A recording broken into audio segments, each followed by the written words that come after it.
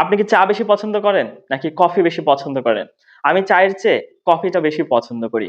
আমি নীলার থেকে তোমাকে বেশি পছন্দ করি। কোনো একটা কিছুর চেয়ে অন্য কোনো কিছু বেশি পছন্দ করা, এই ধরনের কথাবার্তাগুলো আমরা কিভাবে ইংরেজিতে বলবো? আমরা কি বেশি পছন্দ করা সেক্ষেত্রে কি লাইক ব্যবহার করব? নাকি প্রেফার ব্যবহার করব? আজকে আমরা এটা নিয়ে আলোচনা করব। কোনো একটি কিছুর চেয়ে অন্য কোনো কিছু পছন্দ করা, সেজন্য আমরা ব্যবহার করব প্রেফার। কি ব্যবহার করব আমরা? আমরা ব্যবহার করব প্রেফার। ১ম এ সাবজেক্ট আমরা লিখে নিচ্ছি সাধারণভাবেই। তারপরে কি প্রেফার এবং প্রেফার এর পরে আপনি যেটা বেশি পছন্দ করেন, প্রেফার এর পরে সেটা লিখতে হবে। তাহলে প্রেফার এর পরে কি লিখতে হবে? আপনি যেটা বেশি পছন্দ করেন। তারপরে টু এর পরে আপনি কম পছন্দনীয় কি সেটা লিখবেন। মনে করেন যে আমি চায়ের চেয়ে কফি বেশি পছন্দ করি। এখানে কফিটাকে কিন্তু বেশি পছন্দ করা হচ্ছে। এই বেশি পছন্দনীয় জিনিসটাই আমাদের প্রেফার এর পরে লিখতে হবে। ঠিক আছে? এবং দেখেন এখানে কিন্তু চাটা একটু কম পছন্দ করা হচ্ছে। কম পছন্দনীয় জিনিসটা আমরা এর পরে লিখবো। তাহলে যেটা আমরা বেশি পছন্দ করি সেটা আমরা লিখবো প্রেফার এর পরে এবং যেটি আমরা কম পছন্দ করি সেটা আমরা লিখবো এর পরে।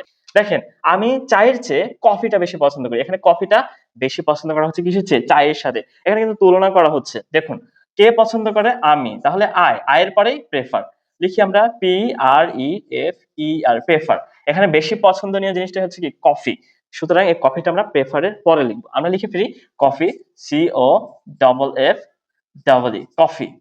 কফি লিখার পরে মানে বেশি পছন্দনীয় জিনিসটা লিখার পরে আমরা লিখলাম এবং এর পরে কিন্তু কম পছন্দনীয় জিনিসটা লিখতে হবে। এখানে কম পছন্দনীয় জিনিসটা একটু এই যে চাটা একটু কম পছন্দনীয় এবং কফিটা বেশি পছন্দনীয়। এজন্য কফিটা আমরা লিখলাম প্রেফার এর পরে এবং চাটা একটু যেহেতু কম পছন্দনীয় সেহেতু আমরা লিখব এর পরে TEAT। তাহলে আমি চায়ের চেয়ে কফি বেশি পছন্দ করি। I prefer coffee to tea। আমি মিষ্টির চেয়ে ফল বেশি পছন্দ করি। এখানে কোনটা বেশি পছন্দ করা হচ্ছে? ফলটা বেশি পছন্দ করা হচ্ছে। তাহলে কে? আমি। তাহলে প্রেফার। এর পরে সাবজেক্টের পরে প্রেফার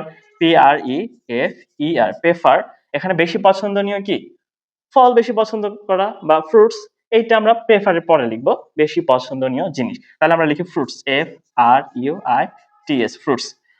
2 কি বেশি কম পছন্দ করা হয় এখানে? মিষ্টি। এজন্য আমরা এর পরে লিখে নিব। মিষ্টি সুইট SWEETS সুইটস।